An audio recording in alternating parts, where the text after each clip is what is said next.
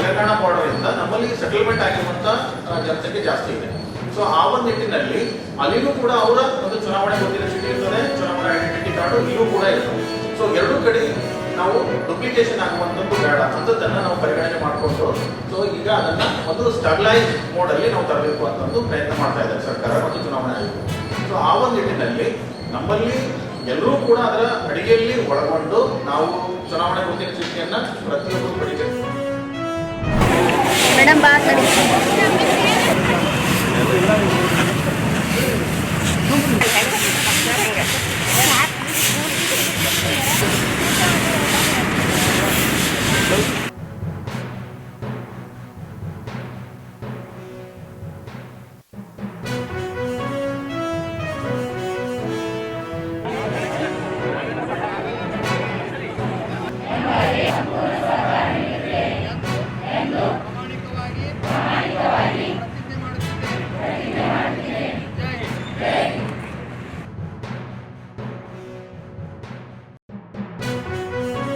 ಸ್ವಚ್ಛ ಭಾರತವನ್ನು ಹಮ್ಮಿಕೊಂಡಿದ್ದು ನಮ್ಮ ಜಿಲ್ಲಾ ಆಸ್ಪತ್ರೆಯಲ್ಲಿ ಸ್ವಚ್ಛತಾ ಕಾರ್ಯಕ್ರಮವನ್ನು ಹಮ್ಮಿಕೊಂಡಿದ್ದೇವೆ.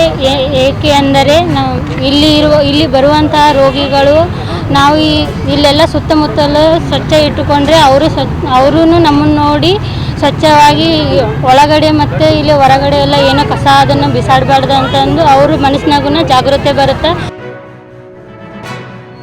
ಇವತ್ತಿನ ದಿನ ಹಮ್ಮಿಕೊಂಡಿದ್ದೀವಿ.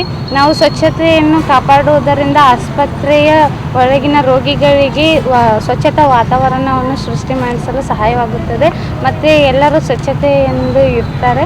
ಮತ್ತು ನಮ್ಮ ಆಸ್ಪತ್ರೆಯ ಸುತ್ತಮುತ್ತಲಿನ ಸ್ವಚ್ಛತೆಯನ್ನು ಇವತ್ತಿನ ದಿನ ಎಲ್ಲ ಸಿಬ್ಬಂದಿಗಳೊಂದಿಗೆ ಜಾಗೃತಿಯೊಂದಿಗೆ ನಾವು ಇವತ್ತು ಸ್ವಚ್ಛತೆಯನ್ನು ಹಮ್ಮಿಕೊಂಡಿದ್ದೇವೆ.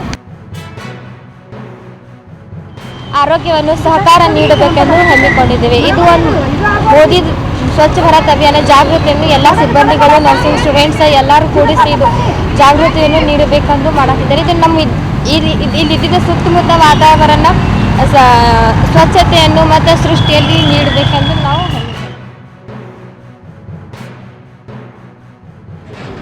ಹೀಗಾಗಿ ನಾವು ನಮ್ಮ ಆವರಣವನ್ನು ತಿಂಗಳಿಗೆ ಒಂದು ಸಲ, ವರ್ಷಕ್ಕೆ 12 ಸಲ ಸ್ವಚ್ಛ ಮಾಡ್ತಾ ಇದ್ದರೆ ಒಂದು ಸ್ವಚ್ಛತಾ ಅರಿವು ವಿದ್ಯಾರ್ಥಿಯಲ್ಲಿ ಮೂಡುತ್ತೆ. ಅವ್ರ ಮನೆಯೂ ಅವ್ರ ಮನೆ ಸುತ್ತಮುತ್ತಲೂ ಸ್ವಚ್ಛ ಇರ್ತಾರೆ. ಹೀಗಾಗಿ ನಮ್ಮ ಬಿಜಾಪುರ ಒಂದು ಸ್ವಚ್ಛ ವಾತಾವರಣ ಕ್ರಿಯೇಟ್ ಮಾಡಿ ಇಲ್ಲಿ ಬರುವಂಥ ಪೇಷಂಟ್ ಮನದಲ್ಲಿಯೂ ಸಹ ಅವ್ರ ಮನೆಯಲ್ಲಿಯೂ ನಾವು ಸ್ವಚ್ಛ ಇಡಬೇಕು, ಜಿಲ್ಲಾ ಆಸ್ಪತ್ರೆ ಇಷ್ಟು ಸ್ವಚ್ಛ ಇಡ್ತಾ ಇದ್ದಾರೆ ಅಂತೇಳಿ ಒಂದು ವಿನೂತನವಾದ ಪ್ರಯೋಗನ ನಾವು ಮಾಡ್ತಾಯಿದ್ದೀವಿ.